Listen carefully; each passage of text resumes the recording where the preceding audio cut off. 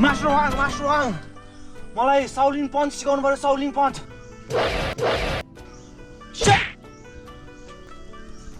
Shaolin पञ्च यस्तो गरेर देखिस् कान्छ साउलिन पञ्च अब तँ ठोक हुमारु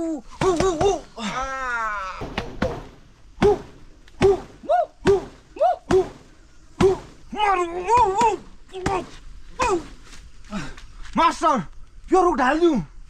पाक कान्छ पाक यस्तो मुजी केरा रुख त जसले नि ढाल्छ अब त्यो पोल ढाल्ने हामी ओके भङ्छु मास्टर आइज कान्छ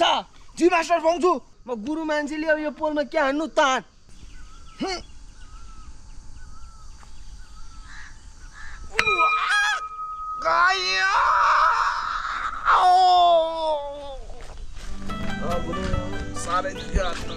टेन्सन नलि कान्छ टेन्सन नलि केही भएन कान्छ केही भएन चाउडा आउन मात्रै भाँच्यो ठिक हुन्छ सबै